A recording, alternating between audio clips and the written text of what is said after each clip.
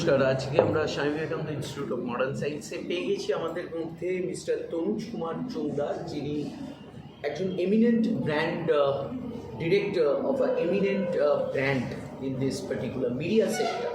আমাদের স্টুডেন্টরাও রয়েছে। স্যার আজকে আমাদের এখানে এসেছিলেন এবং একটি সেশন নিয়েছেন, যেটা খুব ভালো লেগেছে সবার জন্য। স্যার ভীষণ মোটিভেটিং করেছে। Sir thank you for coming to Swami Vivekananda institute of modern science. Sir আমি এটা জানতে চাইবো আপনার কাছে, আপনার কেমন লাগলো পুরো সেশনটা? I think it's very satisfying. Personally, I really like interacting with students and youngsters, and I try and use my personal experience, knowledge, and learnings to help someone else. And if it is, even if it helps one person, I think I have done my job very well. Thank you, sir. Sir, on this very particular note, I would request my students, if they have any type of message for sir or any type of question for sir that would help you. So any one of you can ask any question that requires more particular field. Yeah, please. Sir, we have seen the Pathan and Jawan type of movie. So what is the future of this kind of taste in this industry? What are the tastes and preference of your It's a very audiences? mind-boggling question, I must say. I will be able to answer this purely on my understanding, and I'm no industry expert. I'm just another movie lover like you, and I feel like human tastes evolve towards cuisine, towards fashion, towards hairstyles. I don't know if you have noticed, a lot of students, young students here are sporting a beard lately, and that phenomena started somewhere in 2012, 2013 when Virat Kohli came into the picture. Before that, beard was being looked down upon. Now suddenly beard is cool. You can get married in a beard, you can get hired in a beard, you can do your various stuff. And who knows, tomorrow if Virat Kohli shaves off, maybe that style will again go up. So sometimes this iconic, celebrities or personalities influence what is called pop culture. Right? So the way human tastes evolve with cuisine, suddenly Korean drama, how media can affect taste. Korean drama has spawned this whole genre of Korean cuisine, Korean street food. So much so that like Lebanese and Tibetan food, you have Korean joints in street food, right? Similarly, the power of movies is going to reflect in the taste for cinematic action. If you're giving an example of Pathan and Jawan, right? I think these are both movies which have got heavily inspired from the South film industry. Jawan's director is actually from South. He's known for capturing cinematic, his way of cinematography, that style is something which is very popular. He is not the only one. There are many other filmmakers from that region of in filmmaking who are specializing in this art of filmmaking, where there is a masculine angle, there is action, there is a lot of masala.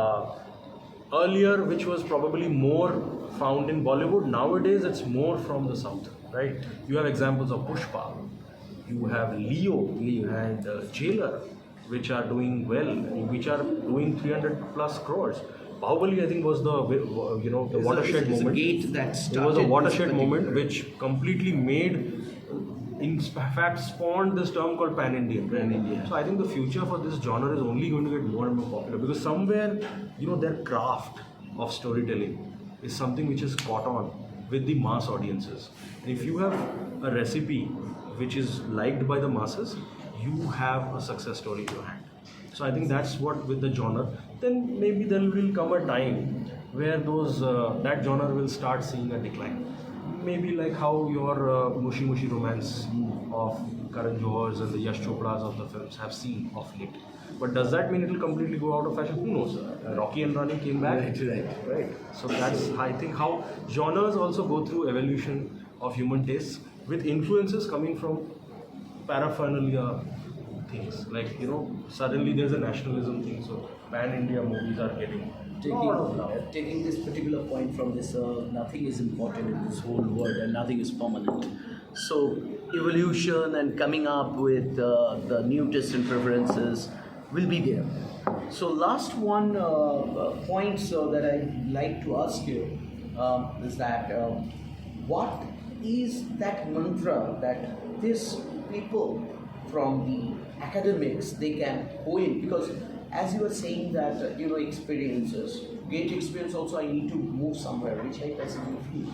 So what is that area that they can have from your side so that they can step into the industry in a proper manner?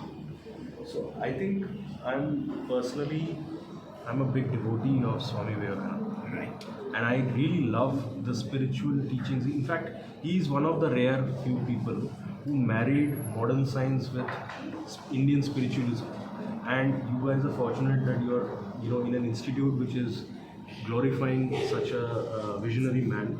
And one of the teachings which he really spread was discipline and staying true to your roots and yourself and self-discovery. The answers which you all are today teeming with questions.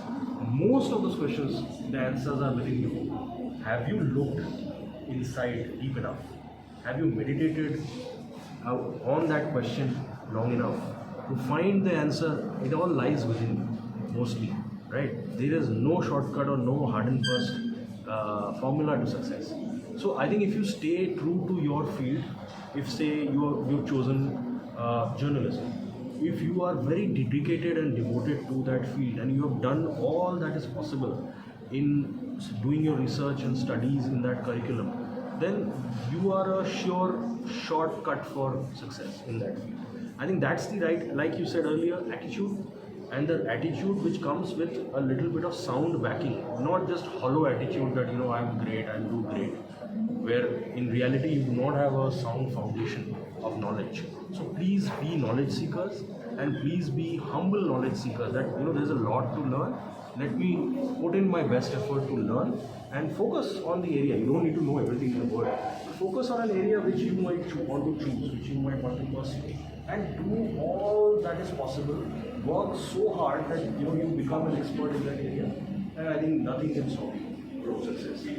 Thank you, sir. From the point of Sir Swami Vivekananda, the cyclonic monk of India, I would like to conclude this particular session with Uttishtata Jagrata Prapabaro Nibodhata, which means arise, awake, and stop not till the goal is reached.